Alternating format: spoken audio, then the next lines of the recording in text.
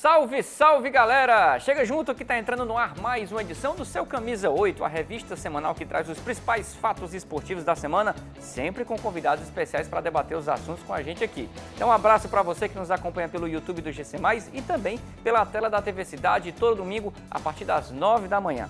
O programa dessa semana vai repercutir em muita coisa que aconteceu essa semana. Teve Copa do Nordeste, Libertadores, Copa do Brasil e, claro, o Campeonato Cearense. Esse fim de semana tivemos aí a definição dos semifinalistas do torneio, hein? Ceará e Fortaleza já tem então a definição de quem vão enfrentar e, claro, tudo isso vai ser pauta para o Camisa 8 de hoje. E eu estou aqui, nesse momento, ao lado dele, Edu Lima. Tudo bem, companheiro? Beleza, Balacó? Tudo bem, sim. Fala, parceiro, vocês ligados aqui no Camisa 8. A gente vai discutir, claro, de Ceará, de Fortaleza, de Ferroviário, falando inclusive sobre essas semifinais. Tá chegando a hora da onça beber água e saber realmente quem é que vai avançar aí a grande final, mas claro, tem as semifinais que vão ser transmitidas aqui pelo Grupo Cidade de Comunicação. Exatamente, nesse fim de semana já tivemos aí a transmissão de Maracanã e Ferroviário, né, que definiu aí o semifinalista, né, o adversário do Fortaleza no torneio, e tivemos, claro, a definição já desses finalistas e, claro, Ceará e Fortaleza de olho, tudo, cobertura completa, você sabe, você confere lá no nosso Instagram, que é o @camisa8.oficial. Mas vamos começar aqui, Edu, relembrando aqui os assuntos da semana. Bora. Falar de Copa do Nordeste. Tivemos nessa semana os jogos aí da quinta rodada com Ceará e Ferroviário em campo. Fortaleza já tinha jogado e a gente já confere aí na tela os resultados. Tivemos o Fortaleza lá no dia 26 de janeiro, Edu, fazendo o dever de casa. 1-0 sobre o Sergipe, jogando no PV. Fortaleza que fez esse jogo antecipado porque nesta semana o time estava envolvido aí na estreia da Libertadores, né? Na última quinta-feira o Fortaleza jogou contra o Deportivo Maldonado lá no Uruguai. Tivemos ainda nessa quarta-feira passada o Ceará aplicando 5-2 no Fluminense do Piauí, esse jogo disputado lá no estádio Lindolfo Monteiro em Teresina, grande vitória do Ceará por goleada, e ainda o Ferroviário empatando em 2-2 com a equipe do ABC jogando no PV, é o Ferrão de novo tropeçando nessa rodada. E aí, Edu, para começar esse debate por partes, vamos começar falando do Ceará, que, claro, tem atenções divididas, porque o time está na semifinal do Campeonato Cearense, logo daqui a pouco vai voltar as atenções para lutar pelo título estadual, mas teve uma semana complicada de jogos aí da Copa do Nordeste, o jogo que ele fez contra o Fluminense do Piauí, e na próxima semana já tem Copa do Brasil. Como é que esse Ceará chega aí para essa semifinal do Campeonato Cearense, sabendo que está agora dividindo atenções com outras duas competições, e sob o comando de Gustavo Morínigo, até agora invicto. Com o Gustavo Morínigo ali à borda do campo, o Ceará não perdeu. Em 8 jogos até agora está invicto e o time talvez viva seu melhor momento na temporada, né, Edu? Exatamente. É interessante a gente também ressaltar que o Gustavo acabou resolvendo um grande problema do ano passado para cá. Que não era problema do ano passado, não estava nas mãos dele, né? Mas quando você tem um elenco novo à sua disposição e tenta dar a sua cara, né? Por que eu estou falando isso? Uma trinca de meio campo que eu gosto muito de ver, que é o Kaique, o Arthur e o Jean, são jogadores ali que parecem estar bem entrosados e viu-se muito disso né, durante a semana, no jogo da última quarta-feira pela Copa do Nordeste, podeu-se ver. Claro que isso tudo, na verdade, Edu, a gente sabe que o Ceará, você falou do trio de meio de campo, que é importante. Jean Carlos, Guilherme Castilho, cada vez mais afinado, né? Já são 5 gols na temporada, ele está indo muito bem. Já é o artilheiro do time isolado. Jean Carlos marcou de novo 4 gols na temporada. No ataque, Vitor Gabriel também vem fazendo a diferença, já são 3 gols na temporada. Pode ser, quem sabe, aí o camisa 9 do time, né, digamos assim, já que o Luvanor, por enquanto, ainda deixa um pouco a desejar. E aí, Edu, eu queria pegar o gancho para relembrar que o Ceará, nesses 8 jogos de invencibilidade aí, com a borda do campo, com o comando do Gustavo Morínigo, vem muito bem e tem vitórias assim bem expressivas, porque venceu um Clássico Rei por 2-1, a equipe sobre o Fortaleza pelo Campeonato Cearense, e venceu o Sport por 3-2. Inclusive, se a gente relembrar as imagens lá do Clássico Rei, você vai ver que foi uma atuação de muita intensidade. O Ceará, com 10 minutos, já fez 2-0 e praticamente liquidou o jogo. Com aquele espírito ali, esse Ceará dificilmente vai ser batido na temporada, hein? É isso que eu estava tentando encontrar aqui no raciocínio, né? Se pôde ver tudo isso. Agora, eu não sei se você tem a mesma impressão que eu tenho, apesar da zaga para frente estar tudo bem, mas eu não confio muito no goleiro Aguilar. Não sei por quê. Não me demonstra assim tanta confiança como, por exemplo, o Richard, né? Debaixo das traves. Eu acho que ali ainda teve aquele gol, o segundo gol, se eu não me engano, da equipe do Fluminense. Eu acho que faltou um pouco de reflexo. Claro, tem toda a questão do gramado estar encharcado, a bola fica mais rápida. E agora sim, um ponto interessante, e aí vale-se realmente a gente poder acrescentar, é que você fazer 3 gols no primeiro tempo, jogando fora de casa, um estádio que você não conhece, um gramado que era muito necessitado de cuidados maiores, você fazer 3-0 embaixo de muita chuva tem sim um mérito. Eu imagino que o jogador, quando ele vê todo aquele ambiente, chuva, um gramado ruim, mesmo assim, conseguiu a equipe alvinegra fazer um bom jogo no primeiro tempo. No segundo tempo deu aquela arrefecida, normal, placar já conquistado, realmente evitando o desgaste, exatamente por conta dessa quantidade de jogos que você acabou de fazer referência, né? Sim, sim. Claro, segundo tempo, vamos controlar um pouquinho, porque tem muitos jogos ainda, inclusive até também da Copa do Brasil. Agora você falou e perguntou sobre como é que vai chegar o Ceará para a semifinal. Vai depender muito de como é que vão ser os jogos, principalmente o jogo da Copa do Brasil. Vai depender muito disso, porque é um jogo em que, na verdade, o Ceará precisa passar, por motivos óbvios, mas principalmente pela questão financeira, né? Então, assim, vai depender de como é que vai ser esse jogo na Copa do Brasil, que o Ceará vai enfrentar. Se Deus me livre, de repente, perder, aí chega realmente para a semifinal do Campeonato Cearense bem desmotivado. De fato, o Ceará tem muitos desafios nessa temporada, mas é bom ver o time nessa sequência aí embalado, o Mourinho cada vez firme. É bom a gente sempre lembrar, né, que o Ceará já perdeu nessa temporada para o Ferroviário por 3-0 pela Copa do Nordeste, mas aí não era o Mourinho que estava à borda do campo. Ele já era técnico do Ceará, mas era o Burgos, né, o auxiliar dele, que estava à frente do time. São resultados expressivos, o Ceará jogando muito bem, jogadores com muita confiança. Me chama muito a atenção aí Guilherme Castilho, rodada após rodada, vem se consolidando aí como um armador dessa equipe, finalizador, e tendo balançando também, as redes. e só te São muitos jogadores fazendo a diferença, né? Perdão, só te interrompendo, além do Gustavo do Castilho, é também interessante a gente ressaltar o bom trabalho que está sendo feito pelo Arthur e pelo Kaique. São dois volantes que, além de ser pegadores, eles saem para o jogo. Isso diz muito do futebol moderno, que está tentando ser aplicado pelo Gustavo Mourinho, né? Mas eu repito, a dupla de zaga alvinegra, ela é uma que já é entrosada, tudo bem, mas precisa rever essa questão do seu goleiro. Repito, não está pegando no pé do goleiro do Ceará, né? No caso do atleta Aguilar, mas eu acho que nesse caso aí precisa ser revista essa questão. De repente trazer um outro goleiro, um terceiro goleiro, né? Ninguém falou nisso essa semana, porque ganhou, venceu 5-2, tudo bem, mas eu estou trazendo uma retrospectiva também do Campeonato Cearense, da atuação do goleiro, né? Eu acho hoje que além que o Richard, ele precisará, na verdade, ter maior minutagem para dar mais segurança, porque eu não estou aqui descobrindo a pólvora, um bom time começa por um bom.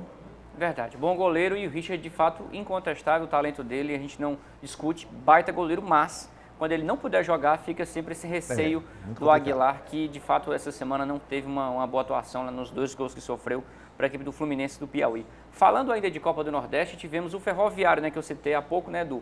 Acabou empatando em casa, e aí fica aquele puxão de orelha pensando na Copa do Nordeste, porque o Ferroviário, com esse novo tropeço, Edu, saiu do G4.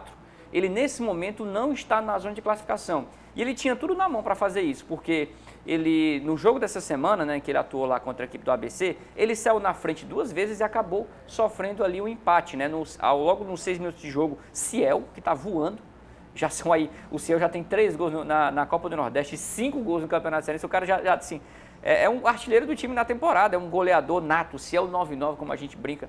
Mas o Ferroviário tem pecado principalmente na defesa, porque tomou 2 gols que não poderia ter tomado, já vinha de um empate amargo de 0-0 com o Sergipe.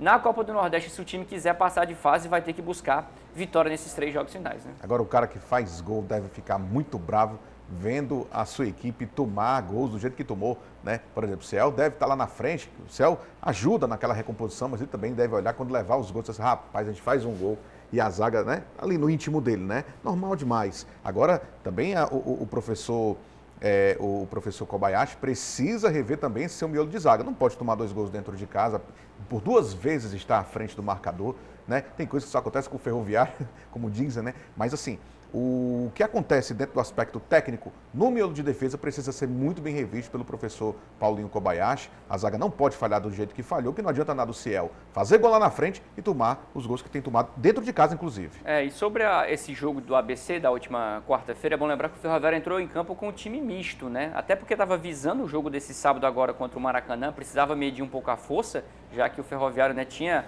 esse foco assim muito forte também no Campeonato Cearense. E aí vários jogadores acabaram não entrando, o miolo de zaga era outro, não tinha Éder Lima, você também não tinha jogadores importantes no meio do campo como o Lincoln, no ataque Pulga foi poupado, né, no time titular, então o Ferroviário talvez mostre um pouco nesse jogo as limitações do elenco, Porque, de fato, eu acho que o time titular do Ferroviário é bem encaixado. Eu acho que é um time que é equilibrado na defesa e no meio no ataque. Mas quando precisa mexer na equipe, né, o time acaba sofrendo um pouco. E esse jogo contra o ABC acabou sendo um pouco sintomático nesse aspecto, né? Assim, tudo bem, a zaga era uma zaga reserva e tudo mais, mas quando há necessidade, eles precisam realmente valer-se de mostrar o serviço diante do seu professor, né? Quando precisar. E aí acaba o Kobayashi, dentro dessa perspectiva, ficando até um pouco receoso e de repente querer até fazer uma certa improvisação ali, porque acaba não contando de uma maneira muito incisiva, de uma maneira muito, como é que eu vou dizer, de uma maneira muito prática, assim, poxa, eu tenho um zagueiro, mas realmente não me traz muita confiança. E são coisas assim que de fato precisa ter a confiança do elenco todo. É goleiro e zagueiro. Todo mundo tem que ter confiança neles. Eles têm que, na verdade, demonstrar confiança. O que não aconteceu com essa dupla de zaga aí do jogo dessa semana. Agora, quem continua muito confiante ainda no Ferroviário nessa temporada é a torcida coral, né? Que apesar de alguns tropeços que ocorrem ao longo da temporada, a torcida coral segue muito animada. Afinal de contas, o ano do Ferroviário tem muita coisa pela frente ainda.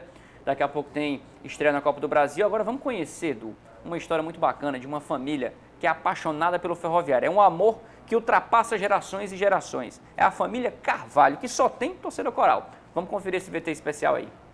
Seja bem-vindo à família Carvalho, ou melhor dizendo, bem-vindo à família Coral. Nasci e me criei dentro do Ferroviário, tanto de profissão, da Refesa, quanto de coração com o time. Meu pai era um torcedor ardoroso do Ferroviário, foi tesoureiro do Ferroviário por 20 anos e a família toda é ferroviário, é uma herança que muito nos honra. O amor que trouxe do pai, o Carlos passou para o Tiago. Hoje crescido, o filho do advogado tem ótimas lembranças da equipe coral. Para mim, o mais marcante foi o jogo da final contra o Icasa, do Cearense, que entrei lá no estádio, no gramado junto com os jogadores, sentindo aquela vibração toda, o estádio lotado, ser campeão. Então, assim, criança vivenciar aquilo ali, então a paixão vem com tudo, né? A família sempre foi ferroviário. Além das lembranças antigas, tem as lembranças recentes. Uma que o Natanael, o Guilherme e o Daniel vivenciaram de perto. O título da Série D é inesquecível. Vários ônibus saíram de Fortaleza e a gente invadiu lá para Paraíba, Campina Grande. A gente conseguiu ver o Ferroviário ser campeão lá dentro.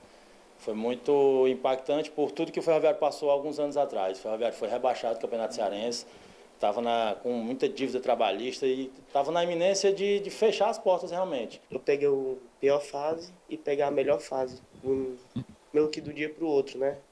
Pegar totalmente a trajetória, eliminando Fortaleza, indo para a final do Cearense contra o Ceará, no outro ano jogando contra Atlético Mineiro, e ganhando a Série D. Esse campeonato da Série D ficou na história, né? Então, e a gente viveu muita coisa boa, muito sentimento bom, né? Tava eu, meu irmão, meus primos, né? Turma boa da torcida. Então foi um momento assim marcante. E esses tais companheiros inseparáveis fazem realmente jus ao hino coral. Tudo que envolve ferroviário, eles fazem juntos. Até tomar aquele velho cafezinho. Tem que ser quente, né? Mas eu, que não sou besta nem nada, vou ficar aqui de lado, não vou interromper, deixar eles conversarem sozinhos. Só ouvir devagarzinho e vendo o que é que dá. Sonho de torcedor do Ferroviário é que o time se mantenha forte, né? Que a gente consiga almejar ter um calendário, né, todo ano, que a gente possa participar de todos os campeonatos, que venha títulos, que a gente suba para a Série C, né, e que o time vá crescendo gradativamente, com estabilidade, né, que não seja nada aventureiro, né, que o time possa permanecer forte durante muito tempo. Isso que a gente quer do Ferroviário, um time forte durante muito tempo, né? Somos companheiros inseparáveis na alegria e na tristeza, com esse vermelho, preto e branco. Que bacana ver essa história da família Carvalho, todo mundo torcedor do Ferroviário, é muito legal você ver uma família 100% coral. Mas antes de falar dessa paixão das famílias pelo Ferroviário, de novo o nosso amigo Carlos Henrique, hein? Aproveitou a visita na casa lá dessa família coral, tomou um cafezinho, filou aí o café da manhã, hein, Edu? Rapaz, eu vou dizer um negócio pra você, é muito boa essa vida de repórter, viu? E outra coisa, não sei se você reparou no Instagram dele, O primeiro Instagram dele é o quê? É comendo alguma coisa. Imagina quando chega na casa dos outros, um rapaz desse. As pautas gastronômicas sempre caem pro Carlos Henrique aqui, né? E ele já Nos tá mercadões da vida. E ele já tá começando a ficar rechonchudo. Doutor. E falando agora da família Coral rapidinho, pra gente finalizar esse bloco, você que conhece, inclusive, muitas histórias de famílias que são 100% corais, inclusive torcedores fanáticos, hein? Exatamente. Eu cobri, enquanto era repórter de campo, no rádio, eu cobri muito tempo o Ferroviário e acabei conhecendo personagens assim, e tem um personagem muito próximo a mim, que é o meu padrinho de batismo, o Major Américo Rubim Guimarães. Ele é major do Exército, reformado, claro, 99 anos, olha só. Louco pelo Ferrão. Louco pelo Ferrão. Talvez o torcedor do Ferroviário mais velho, ainda vivo, né? O Major Américo Rubim Guimarães, meu padrinho, a benção meu padrinho, né? E ele realmente louco pelo Ferroviário, incrível, é uma paixão realmente. E não quer dizer só que é uma torcida envelhecida. A gente vê aí, ó, rapaziada aí. Nova geração, né? Nova geração. E essa matéria da família Carvalho é interessante, né? São muito gerações, boa, né? Netos, pais, avós, todo mundo torcendo pelo Ferroviário. É muito bacana. A gente já mostrou muitas histórias de Ceará, Fortaleza e Ferroviário. Vamos pro primeiro break. Na sequência tem mais Camisa 8 falando muito de futebol ainda, hein? Fica aí, a gente volta já já.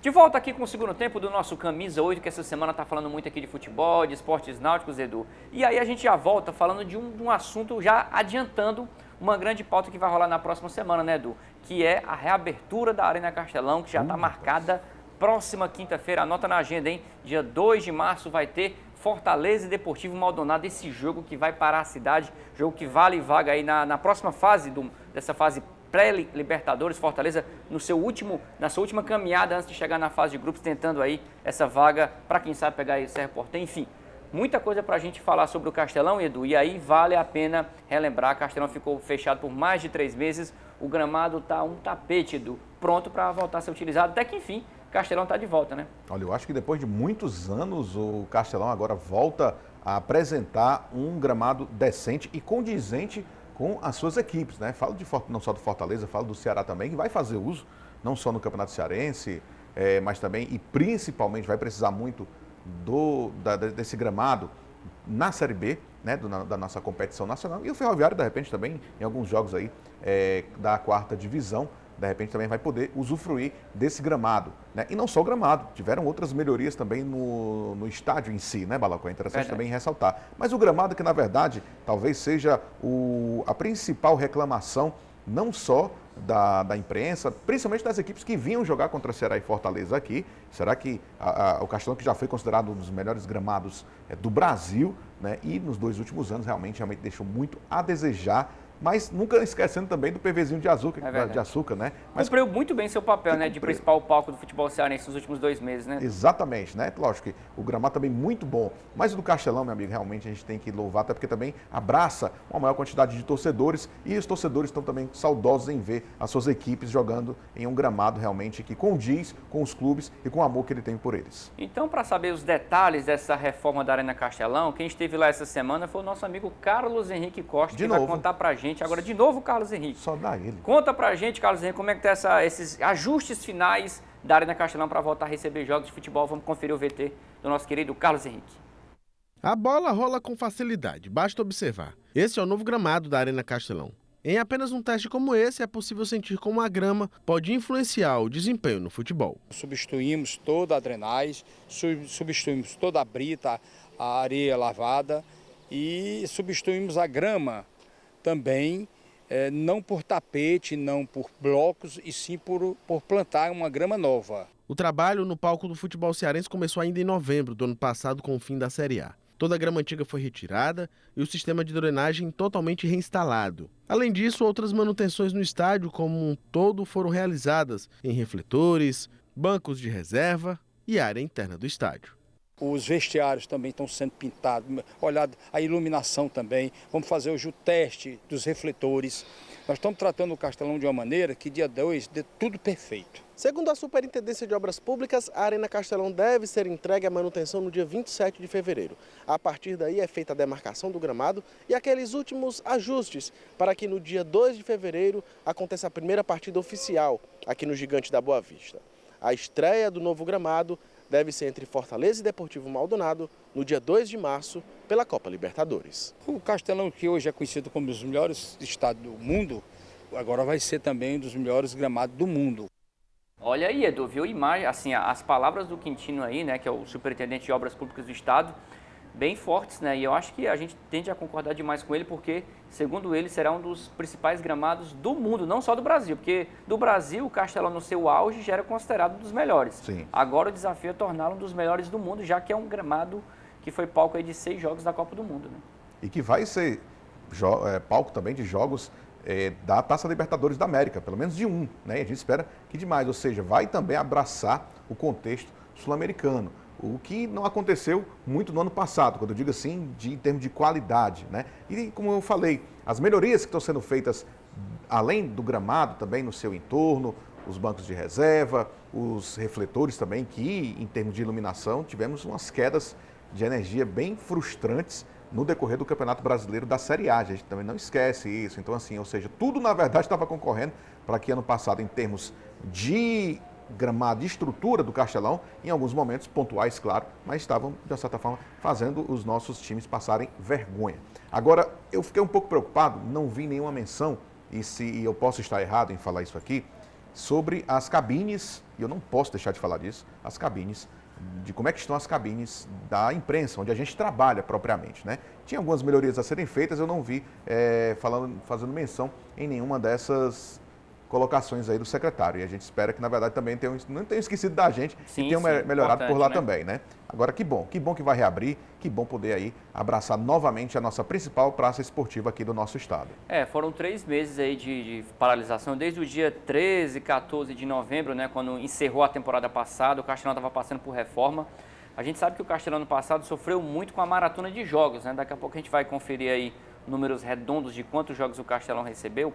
Mas é importante destacar esse cuidado que o gramado teve. Ele não foi apenas uma questão reparativa ali de manutenção, foi a troca, né? Completa, né? O gramado top de linha, a grama foi replantada, cresceu, maturou, chegou no ponto ideal. E a gente viu no VT há pouco do Carlos Henrique que de fato a bola já está rolando perfeitamente bem. E esse gramado, como ele volta zerado, ele certamente já está pronto para encarar as chuvas, que certamente vão cair muito no Ceará, nos meses aí de março, abril, maio, junho, até julho. E também agora contam com PV. Ou seja, inevitavelmente, Ceará e, quem sabe, até mesmo o próprio Fortaleza, devem continuar mandando jogos aqui e acolá também no PV. Isso vai garantir o que não tivemos ano passado, porque o PV ano passado não estava ainda na sua melhor condição para jogo, que o gramado do Castelão seja preservado e possa suportar uma carga pesada de jogos. Até porque, por exemplo, o Ceará ele vai ter jogos de menor potencial no segundo semestre com a Série B. Então, eventualmente, claro que o Ceará vai jogar no PV e não no Castelão. E, naturalmente, a gente imagina que o Castelão deve ser mais utilizado pelo Fortaleza. Isso já vai garantir que o gramado do Castelão termine a temporada em bom nível, que é o que a gente espera, né, Edu? Até porque também, eu vou ousar em falar uma coisa aqui, o maior beneficiário dessa troca de gramado, vamos falar só do gramado, né? É a equipe do Fortaleza, que conseguiu nesse ano montar uma equipe mais técnica e precisa ter um gramado realmente em excelentes condições. Isso é inevitável falar. O Ceará montou uma equipe, montou também, mais para uma equipe técnica, uma equipe que joga muito com a bola, ali, queimando a grama, que nem fala o meu padrinho Anastácio de Castro. Para o Fortaleza é mais benéfico, porque aí consegue, na verdade, fazer jogadas de um maior potencial ofensivo. Os goleiros, aí a gente vai falar das equipes, né, das duas equipes que vão pontualmente jogar no gramado, também vão sofrer menos, porque a área ali dos goleiros, teve um período que foi realmente, e eu já fui goleiro, e um bom goleiro, por sinal, né? Mas depois você me paga.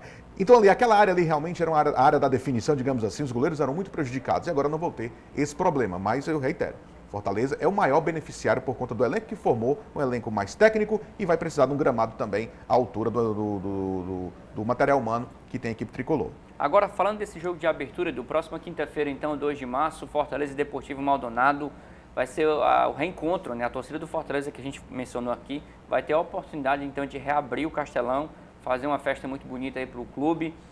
De fato, a gente espera que o Castelão, não só o gramado, mas que as arquibancadas também dêem um show esse ano que ele está começando agora para o Castelão, com jogos de sempre casa cheia para Ceará, Fortaleza. O Castelão fatalmente, né, vai ser palco de pelo menos uma das finais do Campeonato Cearense. A gente acha que as duas, mas pelo menos uma das duas finais do Campeonato Cearense vão ser lá na Arena Castelão, assim como, quem sabe, também Copa do Nordeste. Então, se você analisar o que vem pela frente aí, o Castelão promete receber jogos memoráveis e a torcida do Fortaleza vai ter essa alegria de marcar a reabertura do estádio na próxima quinta, né, Edu?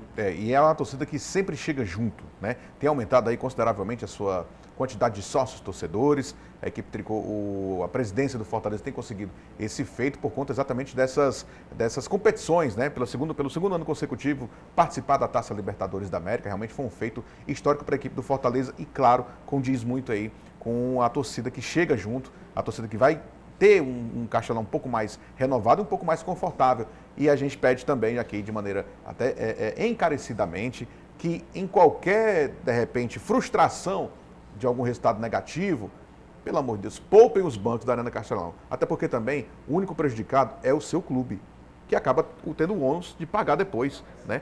Paga a conta e ainda pode ser punido, né? Porque a gente viu o que aconteceu com o Ceará contra o Cuiabá. Exatamente. Então, aquela punição que foi severa e justa, é bom que se diga. Exatamente. Acabou pesando muito para o Ceará. Jogou os últimos jogos da temporada de portões fechados e vai jogar o início da Série B também de portões fechados. Exatamente. Então, assim, vamos ter um pouco mais de consciência, algum resultado frustrante vir a acontecer, e eles vão acontecer. Não tem como a equipe ser 100% tudo bem, mesmo jogando em casa. Vai acontecer? Vai. Mas precisa ser poupado, até porque também as equipes, e principalmente o Ceará, podendo fazer uso do seu dinheiro em contratações, não pode, mais uma vez, ter que pagar a conta de bancos arrancados e jogados, né, por conta de todos os prejuízos que já fez referência aqui o Balacó. Edu, vamos aproveitar e ver os jogos que o Castelão recebeu em 2022 para ter uma noção desse peso, do desgaste que a Arena sofreu. A gente tem um material mostrando que o Castelão, olha aí, Edu, 73 jogos ano passado, hein? Tem que aguentar. É muito jogo, viu? Porque só tinha um Castelão para jogos de médio e grande porte, né? Então foram 73 jogos, desses foram 7 de Campeonato Cearense, 6 de Copa do Brasil, 13 da Copa do Nordeste, 9 partidas entre Libertadores e Sul-Americana, e aí o maior destaque. Campeonato Brasileiro, foram 38 jogos, ou seja, em toda rodada tinha pelo menos um jogo no Castelão, porque quando o Fortaleza jogava fora, era o Ceará que jogava aqui e vice-versa, e teve Clássico Rei 2 vezes, que teve ano passado, infelizmente não vai ter esse ano.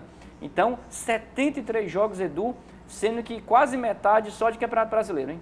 Eu fiz a cobertura da final do Campeonato Cearense, lá na própria Arena Castelão, e eu já pude observar, naquela época, vai fazer um ano agora, que o gramado já não estava nas melhores condições, apesar de todo o esforço até paliativo, a tentativa de fazer ali como é que eu vou dizer, né? Ajeitar um pouquinho, né? Não podia parar, até porque também ainda não tinha o PV.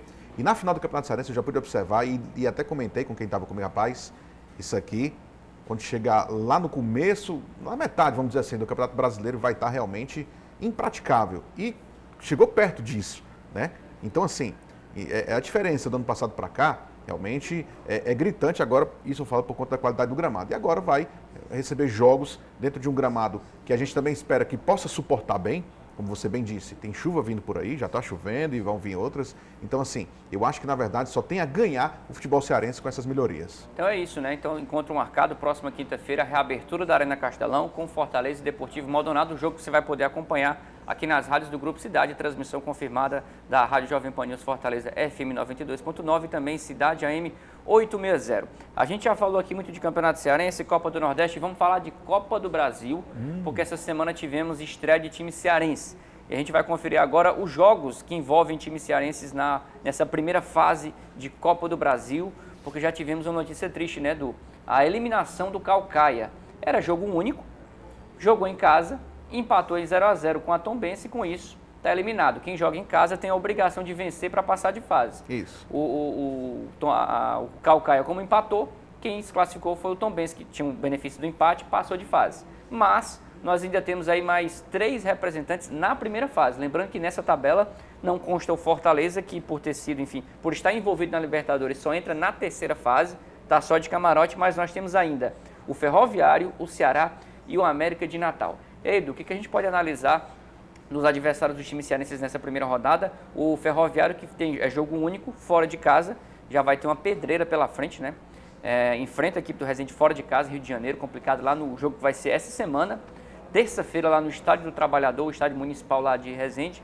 O Ceará, que joga contra a equipe da Caldense lá em Minas Gerais, lá em Poços de Caldas, e ainda o Iguatu, que faz o jogo dele em casa, tem que vencer o América de Natal para poder passar de fase. Só pedreira, né? Porque para os times que vão jogar de visitante tem aquela questão da torcida, né? Que pode ser um complicador. E para o Iguatu, que joga em casa, pega um time tradicional do Nordeste, que é o América de Natal. E com a obrigação de vencer, né? É interessante ressaltar. Mas eu acho que maiores complicações, eu acho que quem vai ter é a equipe do Ferroviário, né? Que tudo bem, vai se segurar dentro de casa, mas a gente tem visto nos últimos jogos que a defesa da equipe do Ferroviário não tem apresentado um futebol digno da confiança do torcedor coral e também do torcedor cearense, né, que todo mundo acaba torcendo para o Ferroviário se dá bem nessas competições, claro, quando não enfrenta a sua equipe, né? Eu acho que, na verdade, dos três aí, o Ceará que não vai ter muitas dificuldades para poder jogar, para poder vencer e passar de fase. O Ceará que ainda tem um benefício do empate, joga contra a Caldense lá Muito em Poços de Caldas com empate, e o Ferroviário também, porque joga fora de casa contra o Resende, então se o Ferroviário segurar um empate fora de casa lá no Rio de Janeiro, ele passa de fase. Agora, Iguatu, que é estreante no torneio, né, precisa vencer o América de Natal, e aí fica sempre o convite para a torcida lá do Azulão, né, comparecer eu acho em bom número ao estádio Morenão, já que o jogo é lá em Iguatu. Tal qual o Ceará, eu também vejo um bom favoritismo, porque o que eu tenho visto a equipe do Iguatu jogar, eu não vi a outra equipe, evidentemente, mas o que eu tenho visto, na verdade, me dá assim, elementos para poder acreditar que a equipe do interior do estado vai sim fazer um bom jogo e passar de fase. E aí nós temos jogos terça, quarta e quinta dessa semana que chega agora, né? Do terça-feira, Ferrão, quarta-feira tem o Ceará jogando 9h30 da noite e na quinta-feira o Iguatu. Essa aí é a semana de Copa do Brasil, começando agora, né? Tivemos essa semana, infelizmente, né? Caucaia, como a gente mencionou aqui, é eliminado, vida que segue, né? Para o Caucaia, que ainda está aí lutando contra o rebaixamento. O Caucaia está envolvido com o chamado ali, o quadrangular da morte no Campeonato Cearense, né, Edu? Agora, vamos combinar, né? No estádio João Ronaldo aconteceu esse jogo, né? Isso. A gente estava falando muito de gramado, ali se puder dar uma trocada ali, parceiro. E seria bom, muito. viu? Porque se você pegar a quantidade de jogos que o João Ronaldo recebeu esse ano, só perde no PV. Eu acho que foram os dois estádios mais utilizados. E eu vou muito João lá Ronaldo e PV. E eu vou muito lá para poder narrar, viu, amigo? Eu falo isso realmente com propriedade. Inclusive também dar uma alfinetada aí no que concerne as cabines de imprensa também, que não foram as melhores que eu já pude presenciar. Vamos pro intervalo, já tem convidado especial aqui no Camisa 8. Fica aí, hein? A gente volta já já.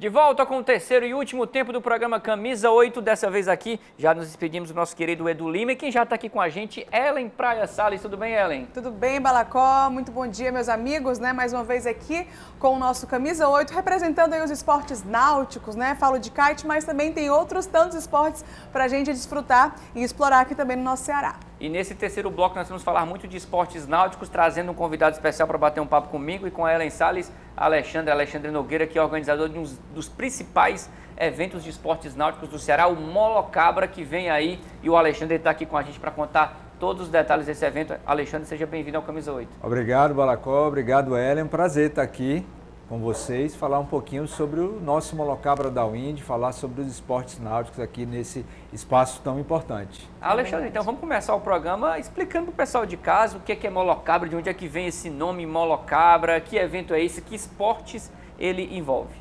Ok, Molocabra é alusivo a uma ilha havaiana chamada Molokai. No entorno dessa ilha havaiana existe o maior evento de downwind. Existem vários eventos lá, mas dos maiores do mundo de downwind, que é todo aquele esporte praticado a favor do vento. E como o Ceará é a terra dos ventos, conhecida mundialmente como o Havaí dos ventos, nós temos aqui o Molocabra, que é um evento genuinamente cearense, brasileiro, e é uma alusão a Molokai com o BRA de Brasil. É uma prova em que participam cearenses, participam atletas de outros estados, praticamente todos os estados da federação, e também atletas de outros países nas modalidades de remo e modalidades de vela, que a gente vai aqui conversando um pouco com vocês sobre quais são essas modalidades. É verdade. Inclusive, ano passado, né, a gente fez uma matéria bem legal sobre o Molocabra do ano passado, de 2022. Eu participei também. A gente fez o downwind, né, saindo lá do Porto das Dunas, não foi, Ale? Porto das Dunas. Até o Cumbuco. Foi um grande downwind e são vários esportes, né, misturados. Tem o kitesurf, tem o kitefoil, tem a canoa havaiana, tem stand-up. Você pode até falar um pouco. A gente pode colocar logo o VT ou daqui a pouco? Então, agora a gente pode soltar agora, pode né, ser? Ellen? Vamos relembrar esse momento. Como foi o Molocabra Molocabra 2022, que foi um baita evento, e a Ellen Salles acompanhou tudo. Vamos relembrar, foi em setembro do ano passado, né, Ellen? Foi sim. Vamos então conferir a reportagem que a Ellen fez sobre o Molocabra 2022.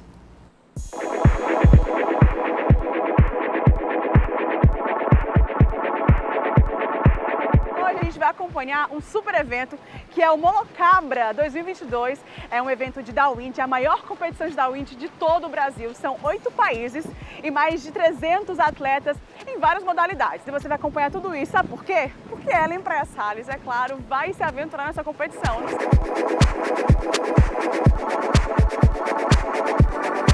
Paulista que adotou o Ceará como sua casa, Igor Maia é uma das apostas a levar o primeiro lugar na competição de kitesurf. No Molocabra eu vou correr esse ano aí na bidirecional com kitesurf e vou de canoa havaiana também, que começa na semana que vem.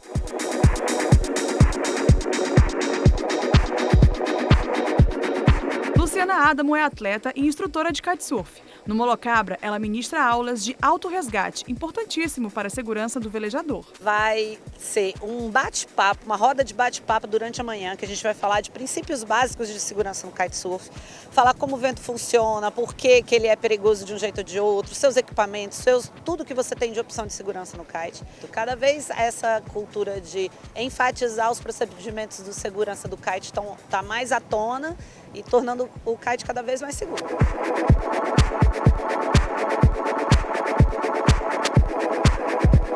Yasiane Rodrigues é campeã brasileira de kitewave, modalidade que usa uma prancha de surf para velejar.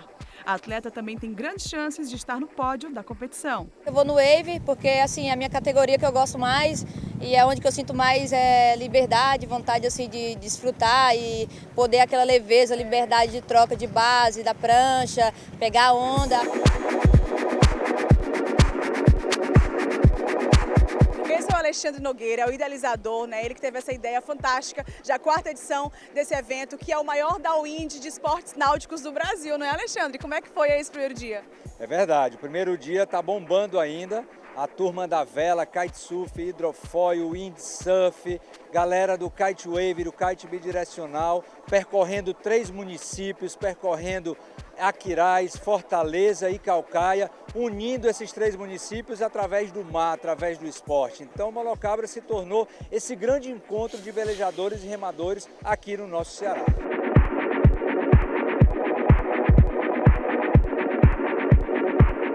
Finalizamos aí o primeiro dia de Molocabra, foi delícia, né? Compartilhar com vocês esse momento. E agora eu vou desfrutar e vou mostrar tudo isso pra vocês. Beijo!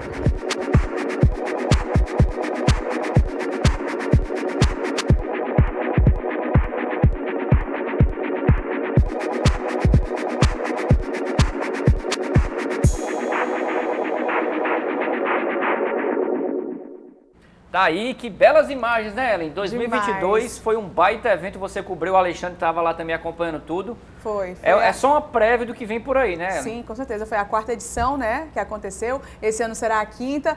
Foi muito bacana, são lindas imagens, né? A gente passa aí por vários cenários, saindo da praia do Pôr das Dunas, né, que fica em Aquiraz, passando pela Praia do Futuro, aí vai ali chegando em Icaraí, Barra do Ceará, Icaraí, Pacheco, enfim. Realmente vai mudando e é uma delícia velejar pelos mares e os ventos do Ceará. No finalzinho eu ainda dei uma velejada ali já no Cumbuco, eu fazia o tossage todo errado, hoje eu já mando muito bem, viu, Ale? Aprendendo aí a cada dia, a cada temporada. E é muito legal você ver a sua evolução no esporte, né? Eu, como praticante, fico muito feliz. Não quero parar, não vou parar nunca, só quando eu tiver 90 anos e olha lá. E, de fato, assim, são muitos esportes, né? O Ceará proporciona isso pra gente, né, Ale? Não é só o kite também. Inclusive, a gente tem aí o wing foil tomando conta de tudo. Aí tem o hidrofoil, né? Que é o kitesurf com a prancha de foil. Tem agora também o foil com pedal. Gente, como assim? Conta mais isso, amigo.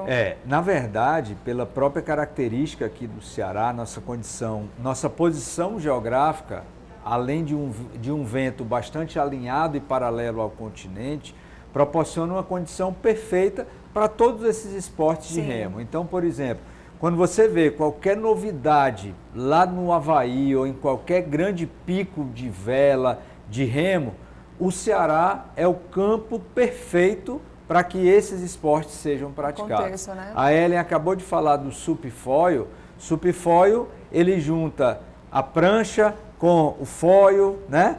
tapetezinho voador e o atleta ele vai remando. Então você tem a possibilidade no Ceará de fazer esse esporte de maneira plena. Quando você olha a velocidade que se atinge, dificilmente você vai ter essa mesma velocidade em outro lugar. Então, para nós aqui do Ceará, nós somos privilegiados em ter toda essa costa bem posicionada para esse tipo de esporte e que a gente recebe não só o atleta do Brasil inteiro, que fica maravilhado com a nossa condição, como atletas do mundo inteiro, né, que vêm para passar uma temporada. Eles não vêm para um dia de competição, ele aproveita para ficar aqui uma temporada inteira e muitos deles querem morar no Ceará. Monocabra tem vários exemplos aí de atletas fica, né? Que vieram para cá e ficaram morando no Ceará, porque para quem gosta realmente é uma delícia. Agora, Alexandre, falando um pouco mais sobre o Molocabra, é bom lembrar que ele já tem uma história e aí a gente queria resgatar os primeiros eventos do Molocabra, inclusive nós acompanhamos em loco, né? A TV Cidade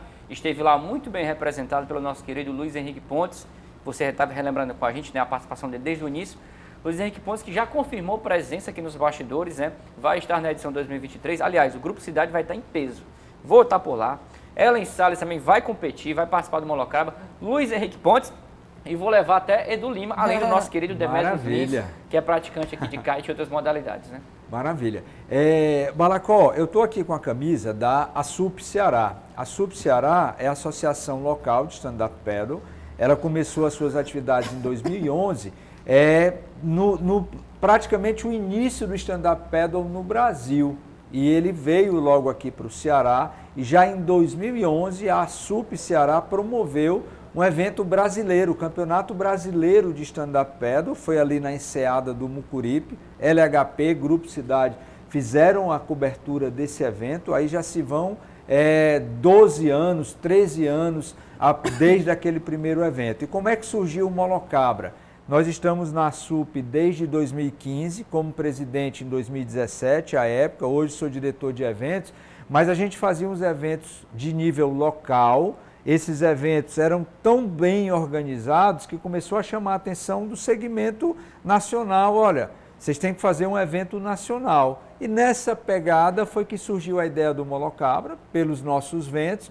Foi um evento que já começou muito grande. A gente, né, pelo apelo do Ceará, pelo fato da ASUP já organizar os eventos locais, então a gente juntou e um grupo de diretores e atletas que gostam do esporte, que vestem essa camisa. Então o evento já começou, eu diria, por cima, lá em 2019. E a cada ano a gente vem melhorando, vem aperfeiçoando, a gente tem um feedback legal dos atletas, no sentido de ouvi-los sobre críticas construtivas para que o evento possa melhorar a cada ano. E a tendência é a gente não sabe nem o tamanho que o Molocabra pode tomar. E a gente sempre fala, ele não é só esporte, ele é turismo, ele é cultura, valorizamos muito a cultura local, ele é um espaço para lançamento de novos equipamentos, é um espaço para discussão de pautas, como por exemplo a pauta feminina, que é tão importante a inserção da mulher no esporte. Sim, a gente abre espaços para que a mulher debata, né, a sua participação e pense, as mulheres que vão lá 70 quilômetros velejando, 90 quilômetros remando, tem que ser casca grossa, realmente elas mostram e dão assim exemplos dentro da água. Veio, né? É muito bacana isso. Ellen, e é interessante essa bola que o Alexandre levantou da presença da mulher nos esportes náuticos, e você acompanha isso não só por ser uma representante, mas por conhecer também toda essa cadeia produtiva que tem de atletas femininas que são profissionais, né? Não são apenas competidoras, mas, assim, participantes, mas que competem em alto nível. Entre outros projetos que você tanto divulga aqui, tem um kite para elas, só para elas, né? O Sunset para elas, desculpa, Sunset com elas. Sunset com elas. O Sunset com elas, até a Cauane. Movimento de mulheres praticantes de kite, né? É mais precisamente lá no Preá, né, Ale? As meninas que moram lá pelo Preá, Jericoacoara, enfim, a Cauane Polo, que é uma queridíssima, a gente já passou matéria dela aqui também, falando sobre o Sunset com elas. A Cauane, ela é de São Paulo, mas mora no Preá, adotou o Preá como sua casa. É que nem ele falou, o povo quer morar aqui no Ceará. Começa a velejar, já quer vir para cá, né? E aí a Cauane teve essa iniciativa de criar esse movimento. Tem o Kite Girls também aqui no Cumbuco. Tem muitos outros movimentos de meninas. Tanto quando eu comecei a velejar, eu pensei, não, nunca vou conseguir fazer. Esse esporte é muito difícil, é um esporte extremamente masculino. E que nada, as mulheres que velejam muito, muito, muito bem mesmo, sabe? E você vai vendo a evolução. Eu mesma achava que não ia conseguir fazer um downwind de 80 km. Hoje eu faço um downwind de 80 km, ok, muito cansada, mas eu consigo fazer. Então, assim, as mulheres, quando elas se propõem a fazer alguma coisa, é incrível. A gente está vendo imagens da Luciana Adamo, acabou de passar. A Luciana, ela é a mulher da segurança no kite, né, Ale? Aqui no Ceará. A Lu, ela tem um trabalho muito legal sobre segurança no kite, ela dá aula de segurança de autorresgate, que geralmente você confiaria muito no homem para isso, né?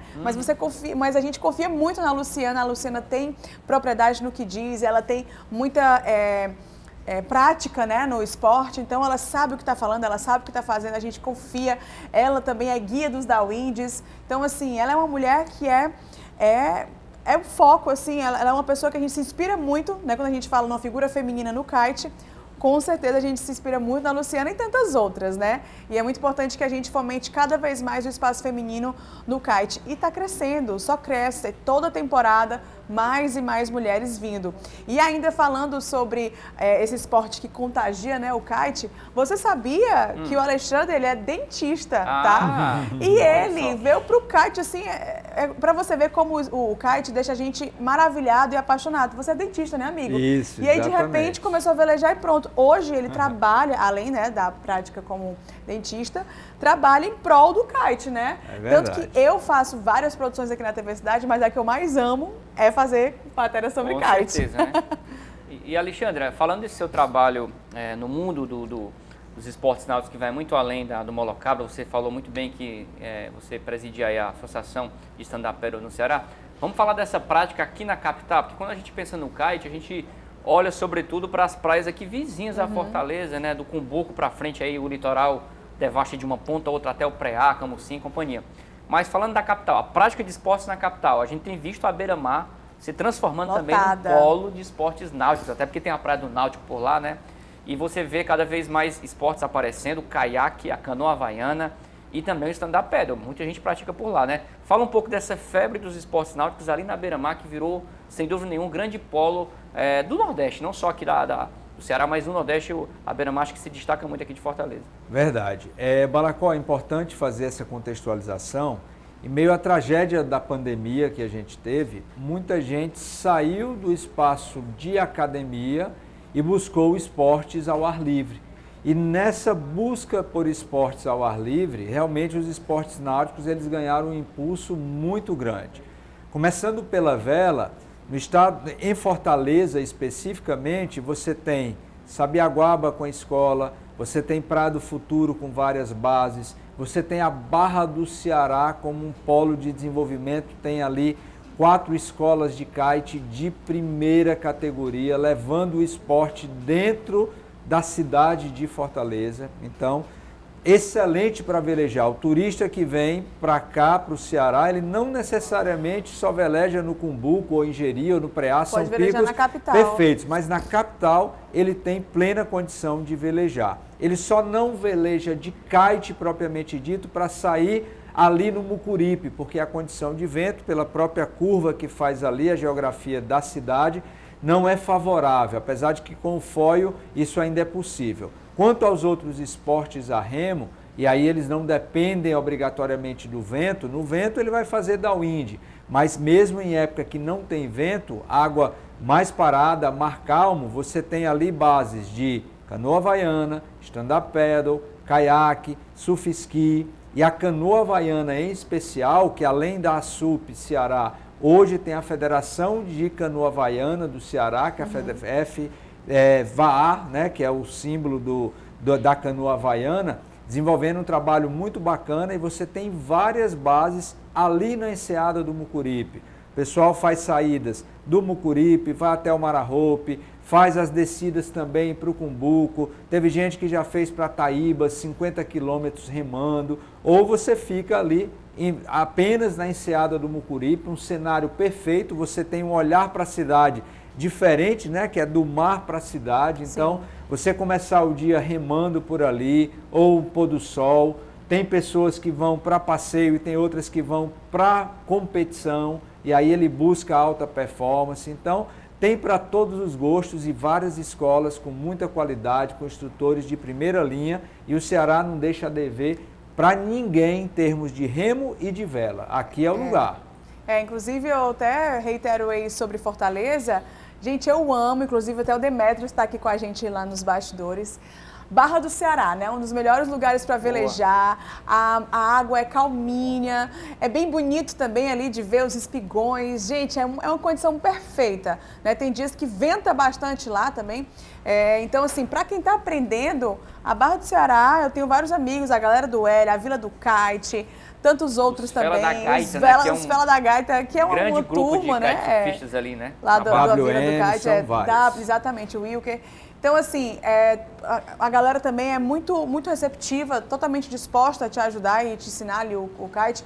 E, para mim, é um dos melhores lugares para você aprender, né? Quem já está aí também nas ondas, quer um pouco mais de onda, vai para outros lugares. Mas para você aprender, a Barra do Ceará é um dos melhores lugares, pertinho de casa, né? Você está aqui, teve vezes que eu saía daqui da TV e ia direto para a Barra do Ceará para velejar um pouquinho, era uma delícia. E interessante, Ellen, complementando o que você falou, o quanto o esporte pode mudar realidades de uma cidade, realidades de um bairro. Você qualifica o bairro a partir do esporte. Sim, então, verdade. aquela área da Barra do Ceará, ela está toda urbanizada e essas escolas de kite fazem toda a diferença. Você estava falando da qualidade também do papel feminino. Nós temos no Ceará, além, por exemplo, de campeão mundial de kite como o Bebê, você tem a Estefânia Rosa, que é campeã mundial. Então, são pessoas que representam o seu município, representam o estado do Ceará e representam o Brasil. E o campo de treinamento está aí, é o mar. Então, os gestores têm que investir mais no esporte, o incentivo para que o jovem, né, não vá para os vários descaminhos que tem aí. Através do esporte, ele pode ser muito bem direcionado na vida e ser um representante da nossa cidade e do nosso estado. Eu queria até fazer um comentário. Eu vou muito a Tatajuba, que fica em Camusim. O lugar mais lindo do mundo, segundo a Ellen. Segundo eu, outros lugares, não fiquem com ciúmes, tá? Mas você já fez a sua escolha. Mas eu já tá fiz, registrado em redes sociais. Um dia eu vou morar nesse paraíso, esse pequeno paraíso. É uma pequena vila de pescadores, que o vento é tinindo, vamos dizer assim, como o cearense fala. Né, ali pertinho é Camusim, né, entre Camusim e Jericoacoara. E Tatajuba, ainda é bem pequeno, mas o que desenvolveu foi através do kite. Acho que foi um italiano, não lembro muito bem a nacionalidade, mas um italiano que eu conheci, um dos nossos amigos, o Gleison, que é de Tatajuba, deu oportunidade, também um menino assim, da comunidade, deu oportunidade, sei lá, 15 anos atrás. Ele aprendeu a velejar por causa desse estrangeiro, né, que já velejava há muitos e muitos anos. Ele foi para a Itália, teve toda essa oportunidade de conhecer outros países, né? Voltou para Tatajuba, fez a escola dele, trouxe outras pessoas, trouxe outros estrangeiros que começaram a investir no lugar, né, no destino. Então, assim, o kite transformou aquela pequena vila de pescadores, né? E isso transforma tantas outras pequenas cidades, né? Que tem o vento, enfim. Tem Flecheiras e Caraizinho de Amontada, Ilha do Guajiru. É de uma ponta a outra do litoral, né? A nossa costa cearense é fantástica. O kite realmente muda cenários, né? Enfim. Certeza. Alexandre, me diga uma coisa, estamos aqui na reta final do Camisa 8. Conta pra gente, então, o cronograma do Molocabra 2023. O que vem por aí dos meses? Começa em setembro, começa que dia, termina que dia? Começa aqui na Praia de Iracema. Fala pra gente da programação, o que já dá para adiantar do Molocabra 2023. Legal. Como é um evento muito grande em termos de dias, é uma semana de evento, a data dele é planejada com 1 ano de antecedência. Então, data do Molocabra 2023, ele vai de 25 de agosto até dia 2 de setembro. Ele começa com as provas de vela, né, que envolve o kite, o wingfoil e o windsurf, que são no primeiro final de semana, dia 26 e dia 27, e na sequência as provas de remo. Ele vai abranger 3 municípios, município de Aquiraz, município de Fortaleza e município de Caucaia. Então o atleta vai percorrer aí 3 municípios, várias praias, um cenário paradisíaco. E o Molocabra, além do esporte, Nós procuramos incentivar a questão do turismo, porque cada atleta ele passa uma temporada, como a gente já falou. Questão da cultura também. Nossos troféus são alusivos a uma jangada, a Iracema, ao Marco Zero. Então nós procuramos levar a nossa cultura para dentro do Molocabra, para quem vem de fora também levar um pedacinho do Ceará junto com a sua bagagem. Então as datas estão certas, tem alguns dias off que não tem competição, que é justamente para se discutir a questão feminina, para se discutir sobre equipamentos, sobre segurança. Não adianta ir para o mar sem segurança. O evento tem uma estrutura de segurança bem bacana. O atleta tem que ter um celular em que ele compartilha a localização, ele tem que ter um GPS, ele tem que ter colete salva-vidas, barcos de apoio dentro da água. Então a gente é um evento que prima muito pela segurança e que a gente procura passar para os participantes que isso é importantíssimo para uma prática segura e que o seu familiar possa lhe receber de braços abertos ao final das competições para comemorar depois os seus resultados. Perfeito, obrigado demais pela sua presença, Alexandre, e sucesso ao Molocabra. Obrigado, eu que agradeço. É isso aí, é isso, meus amigos, vamos ficando por aqui, agradecer a todo mundo que esteve com a gente até aqui, obrigado também à nossa querida Ellen Salles pelo nosso bate-papo aqui, e aquele recadinho final, hein? Toda segunda-feira tem Camisa 8 ao vivo no YouTube do GC+. Anota aí, é de 11 às 11h40 a nossa resenha ao vivo no YouTube do GC+. E também, claro, tem o nosso Instagram, né, Ellen? É isso, Camisa 8 oficial, muito fácil. Qualquer dúvida, qualquer detalhe, informação, é só acessar lá, segue. Camisa 8 oficial. Obrigada também, Balacó, obrigada, Alê. Valeu, Alexandre, valeu, Ellen. E o Camisa 8 está de volta na próxima semana. Fica ligado na gente, muita novidade. Campeonato Cearense é aqui no Grupo Cidade de Comunicação. Até a próxima semana com mais um Camisa 8. Até lá!